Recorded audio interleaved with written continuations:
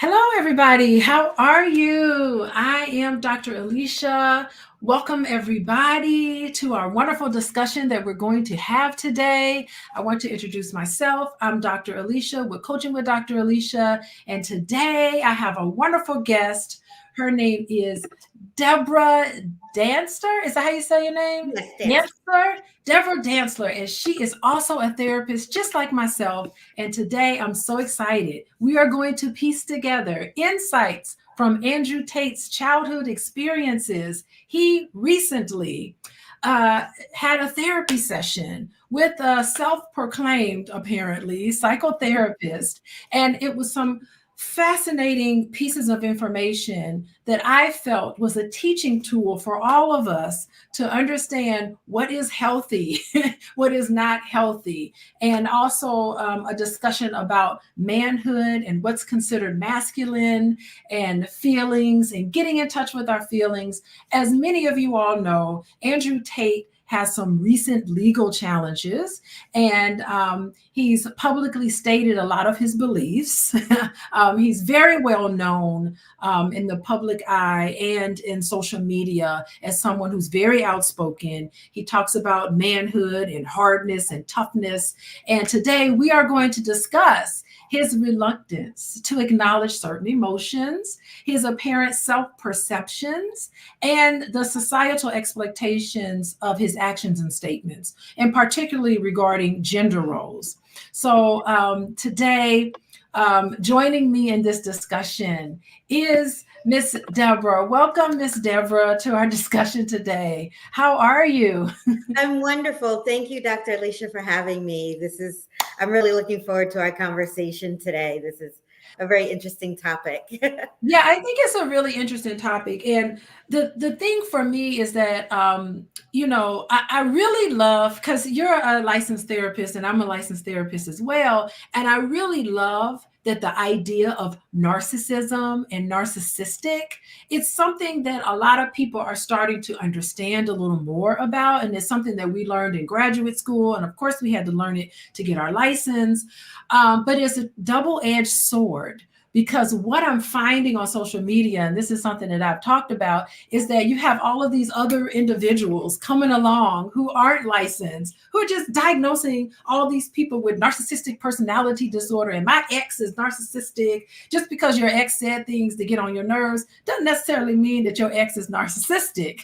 So you want to say something about that? The overuse of the word narcissism. On one hand, I really love the fact that we're starting to embrace some of these ideas, these therapeutic concepts and ideas to raise awareness. But at the other hand, it's all these finger pointing. You just gaslighted me. No, that person just don't agree with you. You want to say something about that, Dr. Debra? Yes, absolutely. So so this phenomena, like you said, in popular culture right now, using this term, narcissists or narcissistic abuse. And what we know to be true is that diagnostically, it is actually a very small percentage of people that actually may meet the diagnostic criteria for narcissistic personality disorder. But that doesn't mean that what's happening now, as people are kind of using this popular term, there's a certain patterns of behavior that are very similar, that are actually causing people harm, even though they may not meet the complete diagnostic criteria, right? And so just to kind of review it, for the people watching, the diagnostic criteria according to the DSM-5 for narcissistic personality disorder includes a pervasive pattern of grandiosity, need for admiration, a lack of empathy, variable and vulnerable self-esteem, attempts at regulation through attention, Yes. and apprehensiveness, right? And so some of the characteristics include belief that they're special and unique, a sense of entitlement, interpersonal exploitation, which we'll hear more from as we watch the clips that you've selected, um, envy, arrogance, and low self-insight. And then also superficial close relationships. And so I think the low insight and the lack of superficial close relationships, I don't know that basically just watching Andrew Tate, I can speak to those two pieces for him, Mhm. but I think he's ticking quite a few of those other boxes. Yeah, he definitely ticks a lot of those boxes. And just as a disclaimer, we're not diagnosing Andrew Tate with Not at narcissistic all. personality disorders. We're just using some of his behaviors based on some of the things that he said. We're just using some of those behaviors as an illustration to show everybody and to teach everybody about what these characteristics are and what to look for in other people as a sign that something isn't really going on quite right. And I just want to say, underneath people who have narcissistic personality disorder, there is a deep level of insecurity. Absolutely. I would Deep level of definitely agree with insecurity. that. And a lot of it comes out of childhood, how they were treated in childhood. And we're using Andrew Tate as a teaching tool to illustrate how important it is to honor, to protect, to connect with, and to teach our children how to open up. They are not just little nothings, all right? Children are actual individuals who have feelings, real feelings, and having them connect to those feelings make them feel important so they don't grow up and end up in all of these legal issues with Andrew Tate. So let me give you a little background with Andrew Tate. Before I do that, I just want to say hello to everybody in the chat. I see Fly Nubian Queen in the house. Yes, it's deep. No reparations, no vote. That's what I'm talking about. Yes. We'll talk about that later, but no reparations, no vote. I love that idea. And Roll Rich Int. Welcome everybody. And there's a bunch of other people who are here. Say hello. Tell us where you're from. Let us know. Do you know Andrew Tate? Do y'all, or do you guys know who he is? I've seen him on social media and some of the things that he just says. Let me tell you, Dr. Debra, some of the things that I see Andrew Tate say, I'm just like, what is this? I cannot believe we've gone to this extent. And it's so damaging. Let me share with you my story about Andrew Tate before we get into actual Andrew Tate.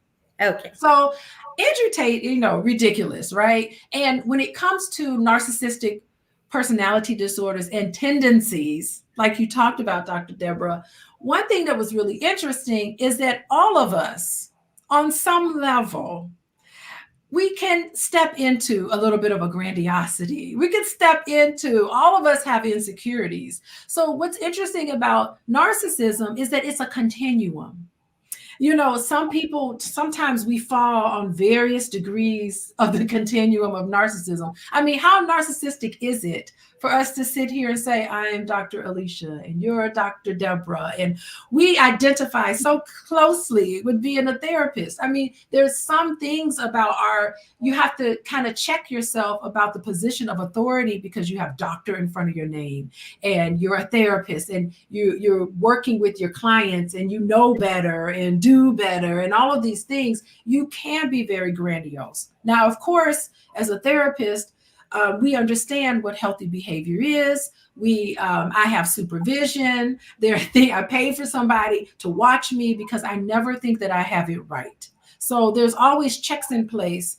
But on some degree, we all have a continuum of narcissism. So we're not diagnosing anybody. We're not diagnosing our exes. We're not even diagnosing ourselves. We're just raising awareness. Now, that's the first thing I want to get out of the way. The second thing I want to talk about is that my daughter, she's in the 8th grade.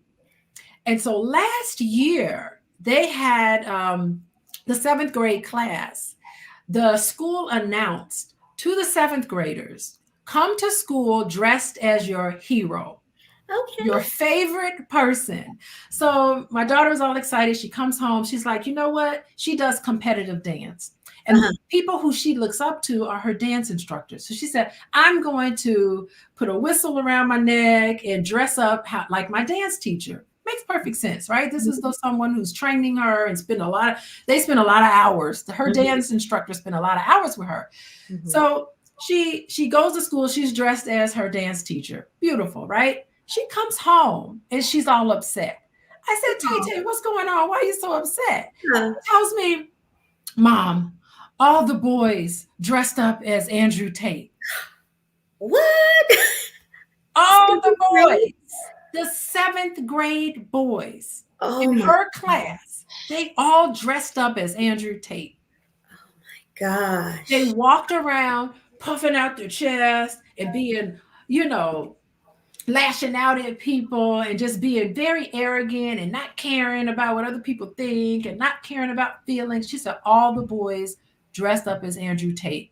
And that's the reason why I want to do this video today, because that's not, that is not something to look up to.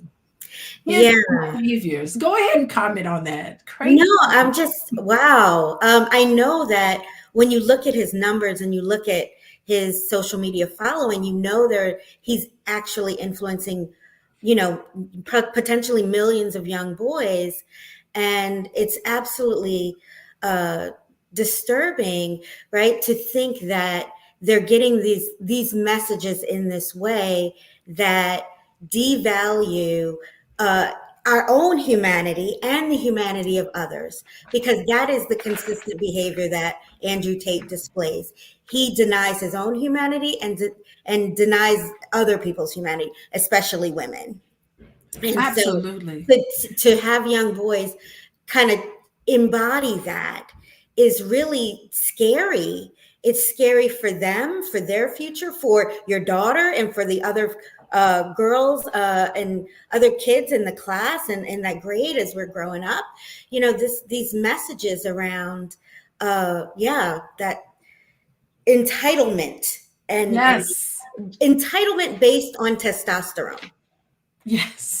Testosterone run amok, right? That's Yeah. their sense of manhood. And it's interesting, Melkin Hugger. Welcome, Melkin. Look at Malcolm's little anime picture. I like that. Yeah. Melkin says, yes, he's a complex person to understand, but does make some good points about life. Now, that's the thing. He does make some, there's no such thing as somebody being 100% terrible, right? So he makes a good point. He's like, I can't let my surroundings. He made a point in the interview. I can't let my surroundings dictate who I am, and I have to be a strong sense of person. I have to overcome. He said this trial, in case people wanted to know, he was recently arrested for something to do with women. I can't remember the details of it. Human trafficking, Human trafficking. And sexual exploitation of women in Romania. In Romania. Yeah. So there we go. These are a lot of heavy charges. And Yes. so he's saying this is just going to be one of those challenges that I have to overcome. And he may have to overcome by spending time in prison. And if he indeed did these things, he's going to have to serve his time. And so hopefully he will get some real therapy. We'll talk about the therapist that he chose to do his interview with a little later, but real therapy. Yes. Melanin awakening. Thank you for bringing this up. He is Black. Andrew Tate is Black. I forgot that I knew he was Black. Andrew Tate is African-American. His father is from Chicago. His father went to Indiana University, graduated from there. I am a fellow alumni of Indiana. Oh my goodness. I just can't believe his father was in the military. So he grew up with this sort of strict military background. So that gets into a little bit more about the psyche of what Andrew Tate went through. He's a multi-race person. So that makes your identity very complex. For many of us, we have to learn how to identify with being African-American or just identify with being white. But he has this multiple identities, of which makes identity development even more complicated. So yes, his father is a chess champion. So his father is a high performing person. So yes, Eric Williams, Andrew Tate is African-American descent. Yes, welcome, Eric. So anyway, let's get into it. I want to talk a little bit about, let's see, I did have I'm hoping that I can share a little bit of his interview. Let me know if you can hear the interview. We were testing it out before we came on and we weren't able to hear, but I want to talk about how Andrew Tate kind of denies his feelings. And we have an expert here who is an expert in narcissistic personality disorder. That's her area of expertise. And I would love to get your feedback on this clip about feelings and how does this line up with the adherence to a narcissistic diagnosis. Not that we're diagnosing him, we can't diagnose him, but No. we can see an illustration of a narcissistic trait. So Mm-hmm. let me go ahead and see if I can share my screen. We tried it. Let me know if you can hear me. If you can't hear me, I could just paraphrase what it is. Okay, let's see. I'm going to share to a tab. Okay, hopefully you guys will be able to hear it. Okay, this site will be able to see. Okay, here we go, and let me share the tab. Here's Andrew Tate talking about feelings.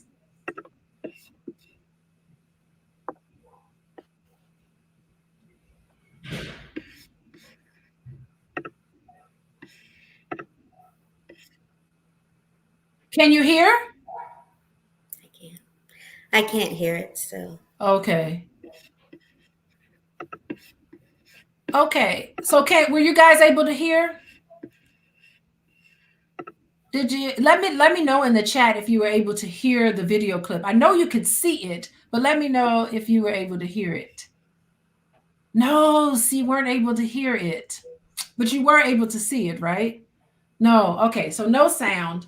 Okay, so we'll have to not show the clip, but go to the clip. I think what I'll do in the chat, I will put a copy of the link to the interview. So you weren't able. Thank you, Amanda, for letting me know you weren't able to. I just typed in the chat a link to the clip so that you can watch it, but I'll just paraphrase it. Andrew Tate was in prison, and the person interviewing him was like, what was it like to be in prison? It must be pretty scary to spend all this time in prison. And, you must have, it must have been really troubling. And he was like, well, no, I didn't have time to think about me. I was thinking about other people. I was thinking about, I did not feel necessarily scared. What I felt was uncertainty. And that uncertainty was something that I wasn't accustomed to. So he wouldn't hardly acknowledge that he was in a lot of pain, that it was very scary being in prison. Instead, what he did was he was to say, well, you know what? It was a lot of uncertainty because people rely on me. I don't have time to think about myself and how I feel. I was too busy on the phone, worried and thinking about how other people feel. And Dr. Debra, as an expert on narcissistic personality disorder, what do you have to say to that? So it's very interesting, the interview that he did with David Sutcliffe, because one, Andrew Tate, I think, chose this person to have the conversation with, right? Mm-hmm. So, which gave him already starting in the conversation a position of dominance with the therapist in the dynamic. And so his denial of his feelings as it relates to his experience being in a situation maybe one of the first times in this extent of being completely out of control, right? Because what do we know to be true about the narcissist, right? They have a deep sense of controlling their environment, their internal, their external, the humans that they see as extensions of themselves. And so this, he is the alpha of his world, right? And so he's got all these sycophants and people around him that he feels entitled to kind of take care of and feels responsible for, but really because they're just a part of him, not that they're separate humans. Yeah, and they identify with those individuals so closely that they really don't see them as individuals. They see them as people who I need to take care of.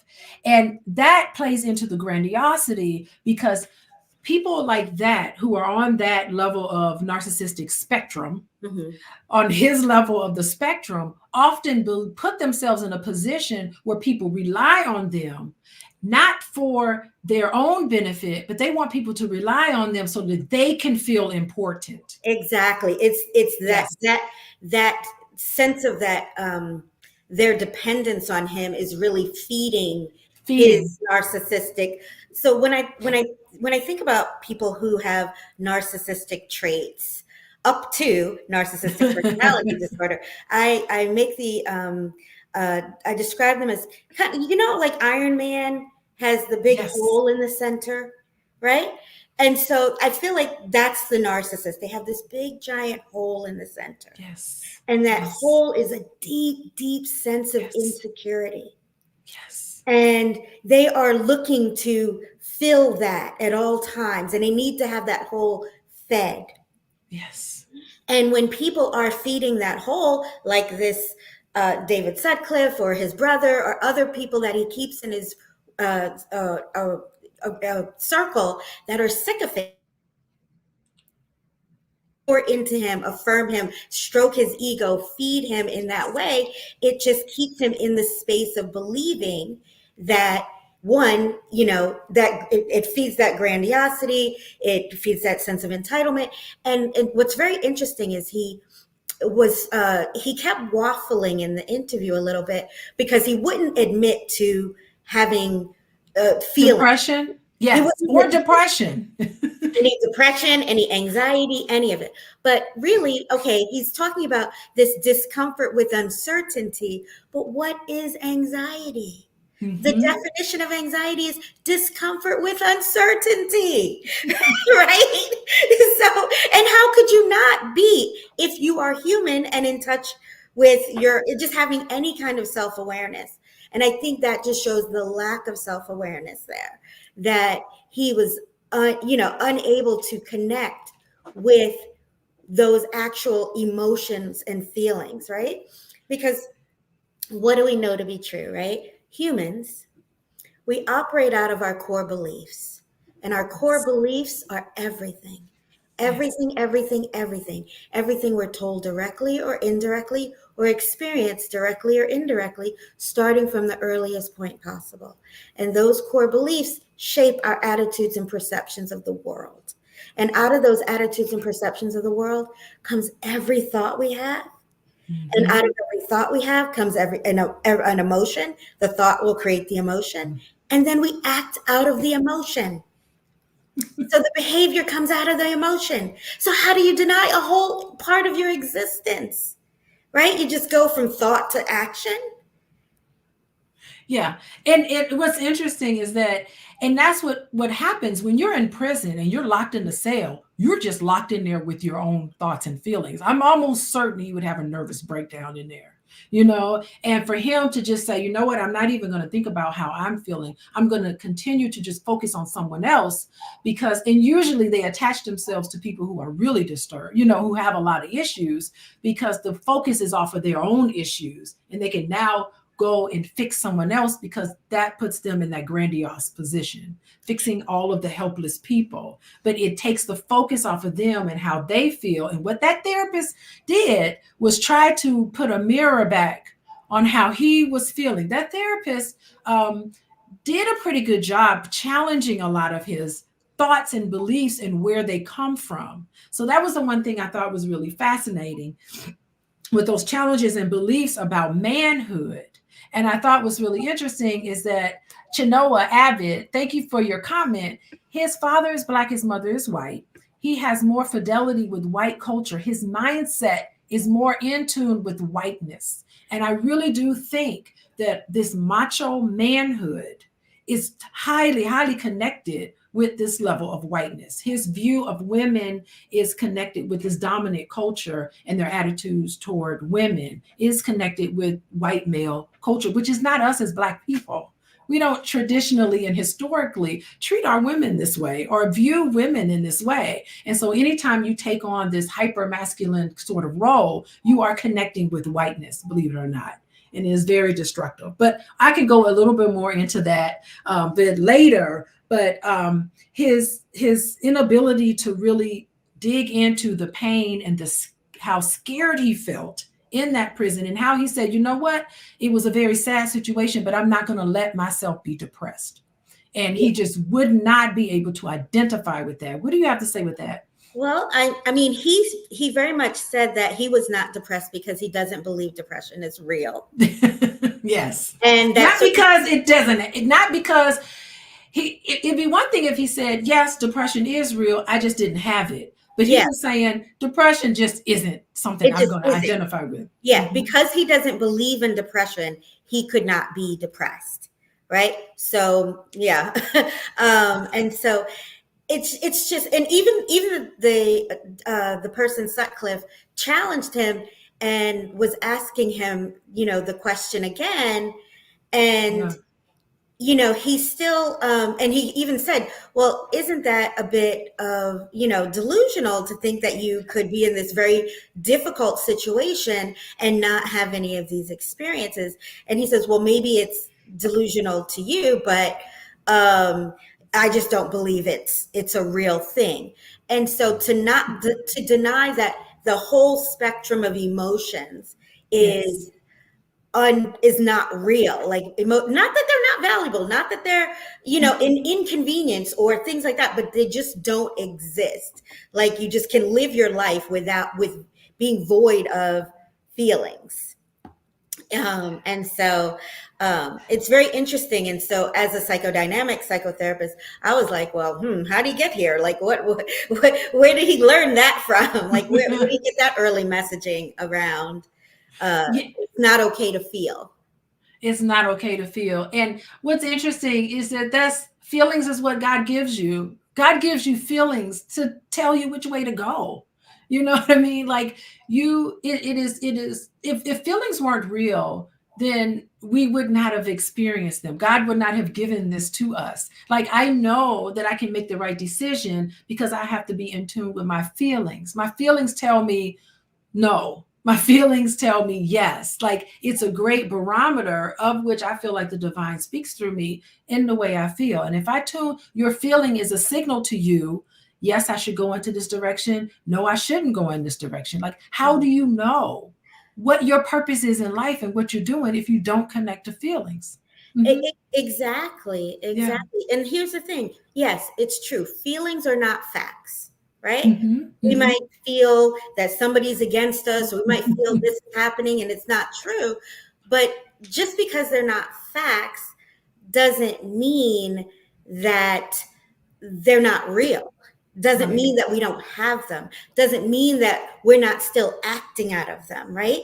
You can't think your way out of a feeling problem. So if it's a problem with your emotions, you can't think your way out of it. You have to feel your way out of it, and to be able to connect to those Yes. emotions in order to be able to have a well-adjusted personality, well-adjusted life. It's just a part of who we made, how we're made. Like you said, the divine created us in this way. Yes, yes. It's really, really interesting. So, everybody, for everyone who's just joining us, I just want to say I have Dr. Debra. She's a psychotherapist. She specializes in narcissistic personality disorder and traits because it's a continuum. And I have her on here because I saw a recent interview. The link is in the chat for anyone who wants to see under Pillow Talk with Dr. Boyce and Dr. Alicia Watkins. I'm Dr. Alicia, and I we recently saw this video where Andrew Tate went to therapy, at quote unquote therapy. They recorded their therapy session, and I thought that the therapist did a pretty good job trying to challenge some of Andrew Tate's thinking, trying to challenge like where it could have come from. Where did you get this thinking from? Because Andrew Tate walks around like he's got everything figured out. And it's funny because at one point the therapist says, okay, so you have it all figured out then. So what if some things don't line up to what you really think? And so he really does try to challenge Andrew Tate in some very interesting ways. I'm just curious about, for you, how does an Andrew Tate become created? What would have to happen to a person that would want to develop into someone who has that persona, like an Andrew Tate, who is pretty high on the narcissism spectrum? What sort of background and parenting do they get? Yes. Oh, so I mean, there there are lots of different ways that narcissists and narcissistic personality develops over the course of a lifetime. But as we know, all of us humans, we operate out of these core beliefs. And those core beliefs are formed starting at the earliest point possible. So what was that? What were those early messages? What were the early messaging that Andrew Tate was exposed to about identity, around not only manhood, about women, about rights and entitlement? And what we know is that we talk about that big hole in the center, that deep sense of insecurity, and that kind of fractured sense of self-esteem. And so when I went down my rabbit holes of kind of learning about his origin story, yes, what I discovered was that his father, who is African American and from the Midwest, from Chicago, was in the military and is an international master chess player. And he was, while serving in the UK, met and married Andrew Tate's mother, who was, they called her a dinner lady. Right. So I'm guessing she maybe worked in a cafeteria or some sort of restaurant or something, some sort of food service worker. And then they got married, and then they came over to the United States, and they were married for approximately 12 years. Him being an African-American man, her being a British woman. I believe they came back to the United States. They stayed married for 11. They divorced when Andrew Tate was 11. They had 3 children, Andrew being the oldest, then Tristan next, and then the daughter, who was the sister Janine, who is the youngest. And they, it says that the mom moved back to England after the divorce. So Andrew would have been 11. I think Tristan would have been 9 or 10. And it says that she took the boys with her. I don't know what happened with the sister. There's more to find out. But so the boys went back to London, or back to England, with the mom. And so Andrew and his brother, who were very white presenting, they're mixed, very white presenting, grew up in kind of a lower income community in England. And his mom was so he was raised by a single mom. And so raised by a single mom, and he describes himself. He said his mom was mean. She was not a warm and fuzzy mom. Oh, interesting. And yes, being a single mom of 2 boys, they grew up in poverty. And then once a year, he would go from the UK to come to visit his dad in the United States. And his dad was also very poor because he was living as a full-time chess player. So he made money in competitive chess. And by all standards and hands down in the chess community, he has done amazing things in representing African Americans in chess, and it's an but they said the whole reason he never became a grand master as opposed to an international master is because of his aggressive style of competition in play.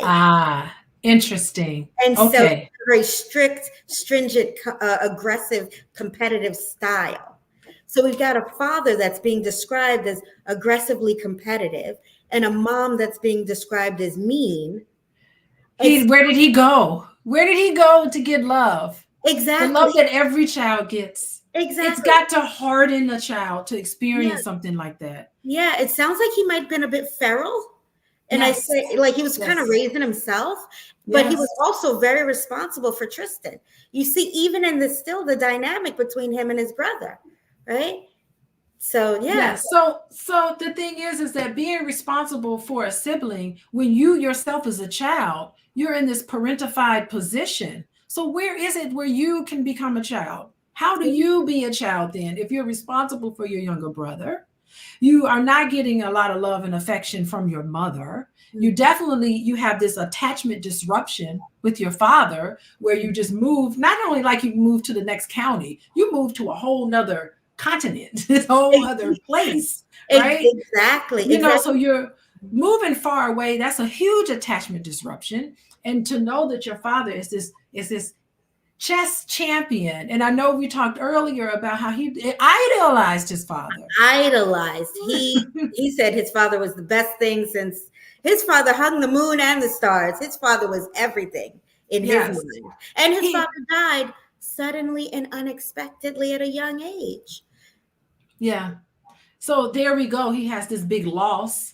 And whatever feelings he has around this loss, it's not like he has a place to go and to really talk about it. No, He's because just feelings aren't left with real. himself. Feelings aren't real, right? Feelings are not there.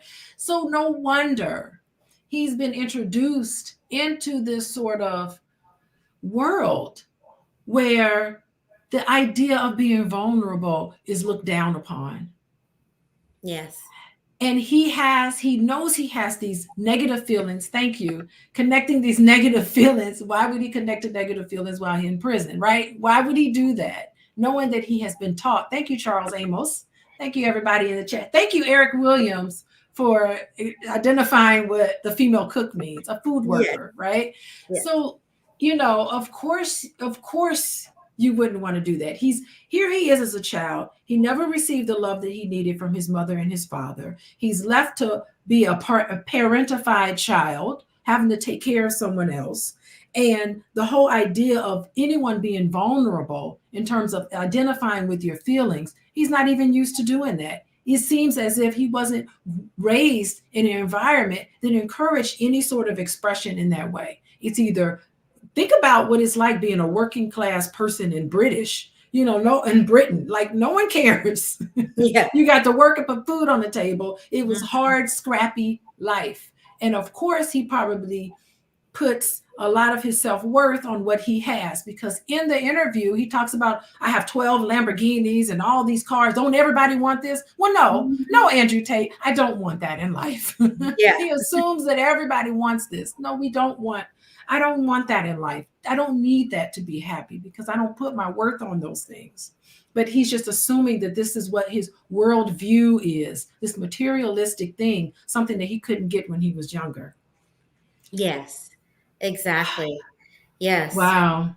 Amazing. And one of the last things that we'll talk about before we get off here, we've been talking about Andrew Tate for a while, and maybe if I can get the video going, we'll come back on and talk about Andrew Tate some more. But I wrote this down.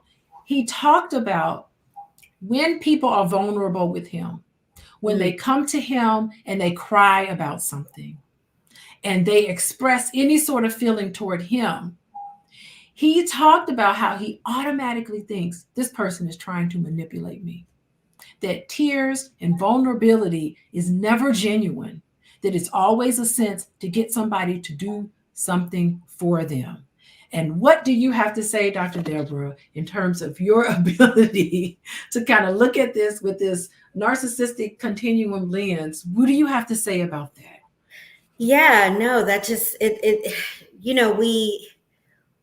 we see what we see what's inside of us, right? Yes. So the fact that he perceives people using tears as a tool of manipulation, that's because that would be a tool he would use for manipulation, right? So that is his belief that this is how this is an effective manipulative tactic. And as you said, how he got his start, how he made his real money, right? Yes. He started making the money exploiting and taking advantage of and manipulating vulnerable men by using women as in these webcams and kind of tricking the men into sending money. And he made millions and millions of dollars off of vulnerable humans and exploiting people.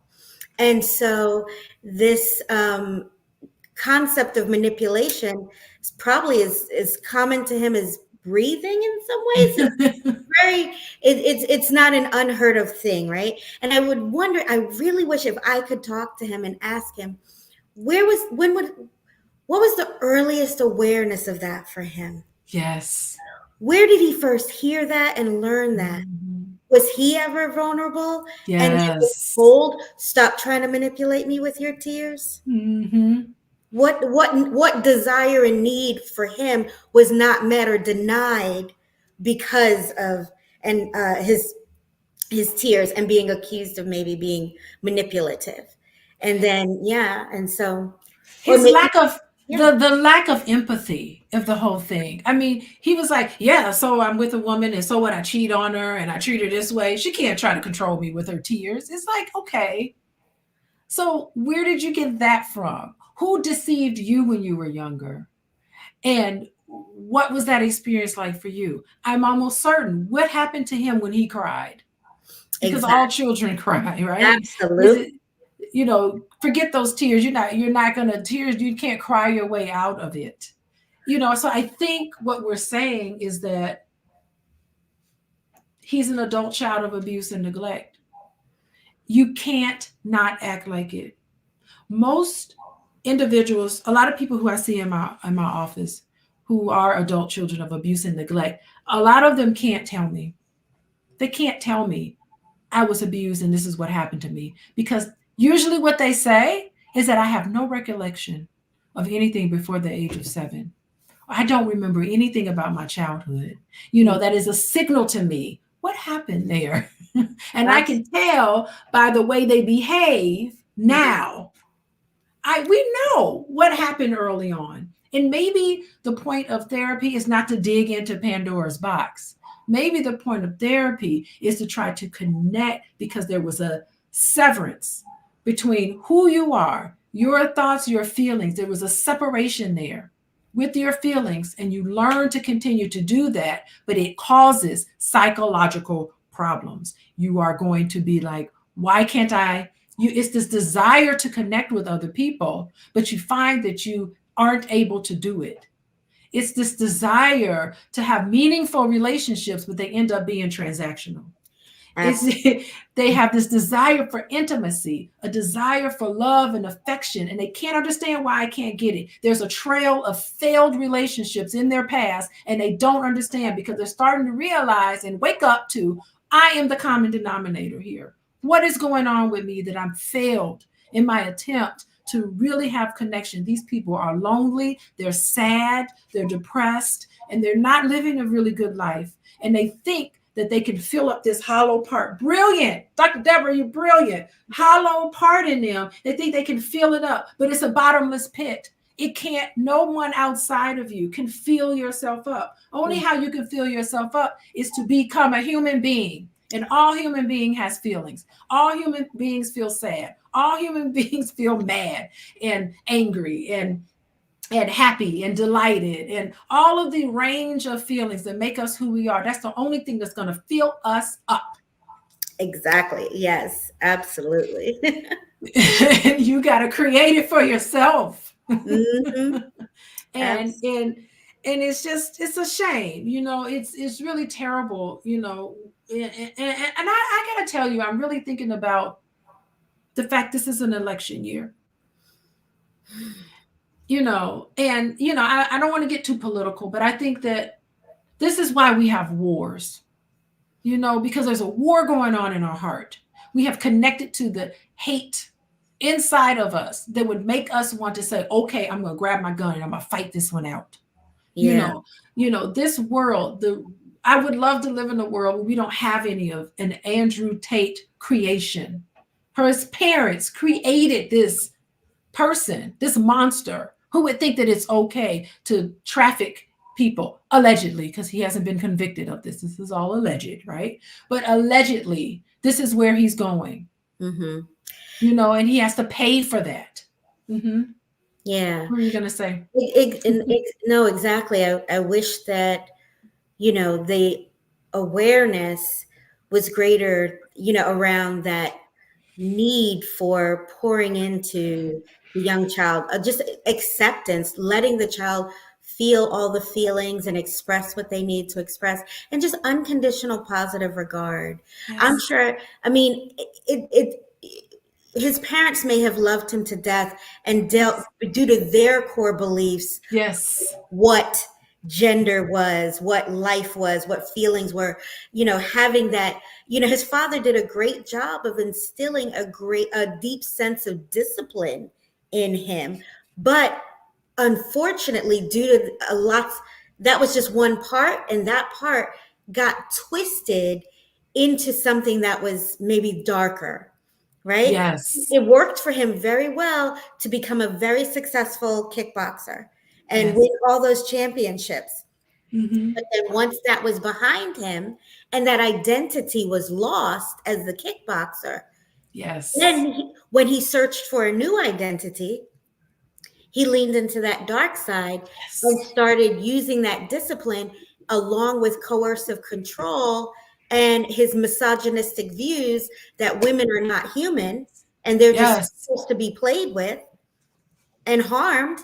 And then and unfortunately he got compensated for that. And what do we know? What gets rewarded gets repeated. Gets repeated. Kept going with that. And so just yeah. So Yeah, you bring up an excellent point because I almost forgot to ask the question. The sexism part, the sexist. oh yeah. Listen, y'all, everybody, you got to watch this video because I'm like, the first half of this video, I am loving this therapist. Do y'all know who this therapist is? Hold on. Let me read who this therapist is that Andrew Tate got to do this interview with him. I was really impressed with the level of expertise of this therapist. His name is David Sutcliffe. And if you guys remember David Sutcliffe, he played on the Gilmore Girls. He's an actor, retired actor turned therapist. And I was like, kind of like, okay, cool, celebrity therapist. This is pretty awesome. Halfway into this interview with Andrew Tate, y'all have got to take a look at this. David Sutcliffe makes a comment about women and their, you know how women get too emotional. What did she say? What does he say? Dr. Debra, tell me what you said exactly, because you had it down to the pat. He makes this sexist comment. A therapist makes a sexist comment, and this man lost me throughout the whole thing. I could barely listen to the rest of the interview because David, as a therapist, I'm telling you, I'm a college professor. And I'm training the next generation of therapists, actual therapists, right? Mhm. If any student comes to the class and with these sexist sort of beliefs, you have to take a class on women and motherhood. Like, this part of our curriculum, that you understand this ideology is so important, especially in any sort of therapy, particularly couples therapy. We have to, and anyone who comes to class with that, we will have a long conversation with them about and do some gatekeeping. But go ahead, Dr. Debra, tell everybody what we heard. So he was asking Andrew Tate about the experience in prison and things like that, or in jail, because he was in jail for 3 months. And so Andrew Tate, was expressing, he was denying feelings. He was, Yes. saying that feelings aren't real, and that the way he was kind of managing things was trying to handle things in a very logical way, and Mhm. just trying to figure out, like, who does he need to call or what does he need to do Yes. to get out of this situation, because there's got to be something that he can do, because again, that sense of grandiosity and entitlement, that, oh Mhm. no, I've got to be able to do something here. And so he was talking about that he uses logical thinking to problem solve, and he doesn't get emotional about things. And he said, everybody uses logical thinking. And then the therapist, or Sutcliffe, said, um, even women, or he said, no, women don't think logically, like they're illogical beings. And he said, What? so Sutcliffe said that, and Andrew Tate said to Sutcliffe, don't be misogynistic. Isn't that Where are the ghetto black, right? Oh, That's crazy. So Andrew Tate had to check his own therapist about yeah, being misogynistic, about women only being emotional, like emotional beings. Like that's where the whole interview, as far as I'm concerned, lost me. It got us into digging into the background of this man. I'm thinking he went and got a master's degree in an accredited university, an accredited program, and he is an actual licensed therapist. He's calling himself a psychotherapist.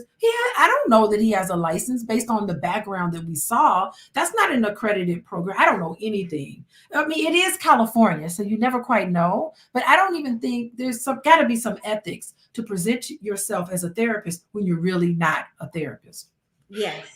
Yeah. Yeah, I don't know his official training and background. He doesn't have credentials behind his name, in front of his name, and his his program. I've not, it's not from a major university, but I mean, he has some insight into human behavior and Yeah. psychological processes, and he does ask some good, thought challenging questions. But that point that you're describing in the discussion, because it wasn't really Yes. in the Yeah. discussion, really was a pivot point, because after that, and Tate, again, it was this power dynamic, right? Right. Because what do we know to be true, right? Our code of ethics starts with do no harm, because it's based on the presumption that the therapist in the dynamic holds the power. And Yes. we are, since we're in that position of power, the client is the vulnerable being, and we are not to do any harm. That was never the case in this situation. It started here with Andrew Tate Yes. on top and the therapist being in the vulnerable position, and it just went that way, but that was a pivot point, because after that, throughout the rest of the conversation, he was still asking challenging questions, and they weren't super like softball questions, but he would also follow that up with affirming or pouring into that great Yes. role of Andrew Tate's of, oh, Yeah. you're going to come out of this stronger, and there's a reason that you're going through this, and there's a consistent theme across the Yes. thing where Andrew Tate says, I expected this. I knew they were coming after me. This whole victim mentality that, oh, I was getting too big, so they were coming to take me down. And yes, I know they were after you. Yes, they were definitely going to get you. Like, Yeah. affirming that Sutcliffe was pouring into Andrew Tate during the conversation. Yeah, I agree with that. I thought initially that that was the therapist sort of strategy, because Andrew Tate is, by the way, people who have narcissistic personality disorder and individuals who are high on that narcissism spectrum very rarely go to therapy. So Absolutely. I'm thinking, yeah, right. So I'm thinking that maybe the therapist understood this, and that he was kind of like pushing him and challenging a lot of his thoughts, which is really interesting. But at the same time, he didn't want to lose Andrew Tate completely. So I think he just was kind of playing into giving him some fuel, some narcissistic fuel to continue on with the interview. But at the same time, you have to calibrate that with kind of pushing and then also kind of drawing in. Like that was what I took away from that. I thought, okay, he's really trying to not lose Andrew Tate, because Andrew Tate says at one point, he says, yes, I do have some flaws. There are some things I need to work on. The therapist's like, what is it? And Andrew Tate was like, I can't really go into that. Andrew Tate wouldn't go there. So although Andrew Tate did a great job I think Andrew Tate was more vulnerable than I thought he would be. I thought the therapist did a great job, better than I thought. I think it takes a lot of courage to put your therapy skills online like that. I'm not certain I could record myself, with my clients if they agree to it, and put my therapy skills out there. Like it's brave to do those things as a professional, right? Because we identify so closely with being a therapist, and then now it's on this sort of, we're really zooming in on it and critiquing it like we're doing to his. So that's kind of what I took away from that. But I gotta say, Dr. Debra, I just want to thank you for coming on here. I've been wanting to have this conversation for a very long time. I saw you in Atlanta a while ago, and I said, "Oh my God, a therapist, kindred spirits. Yeah. That's what we are." And I saw your energy, and I said, "Oh my God!" I said, when you said you were an expert in focused primarily on narcissism spectrum. I said, "Oh my God, I've been looking for someone to have this conversation about Andrew Tate. Don't want my daughter to come home from school one day upset because all of the Andrew Tate wannabes are being mean to her." I think that we need to raise awareness in the other direction. Yeah. We need to neutralize some of this very toxic behavior. By the way, that is toxic. And we want to bring to light all of you all who are parents. Connect with your children. Try to find out how they're feeling. Feelings are good. And feelings are, and depression is real. You know, there are people who have years and years of depression and take medication and work real hard to embrace it, identify it, and then incorporate it and really get to the point where they can live a full life. So people who legitimately have depression, major depressive disorder, spend a long time struggling with how to get out of bed. It's a very real thing for people. And, you know, to have someone publicly, where it's over 1 million some odd views that have seen this interview, walk away from that thinking, okay, well, I'm depressed. I've been dealing with this depression for a long time. I can think my way out of it. Sometimes you can't think your way out of it, and you do need help from a professional. Dr. Debra, let everybody know how to get a hold of you if you're having some of these issues. Both of us are licensed therapists, but if she resonates with you guys, please, all we care about is for people who need help to get the help. Debra, how do people get a hold of you? Thank you, Dr. Alicia, for having me. This has just been, I've enjoyed this conversation so much.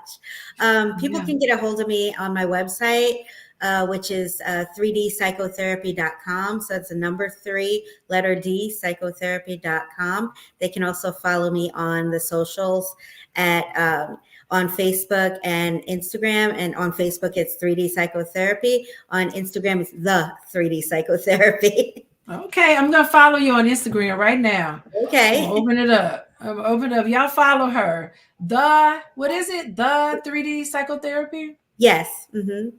All right, I'm gonna find you right now, live on YouTube. I'm gonna find you. The 3D. Did it come up? Didn't come up yet. PSYCH. There you go, Debra Dantzler. Yes. Okay, I followed you right now. Be sure to follow me back. Yes, I will.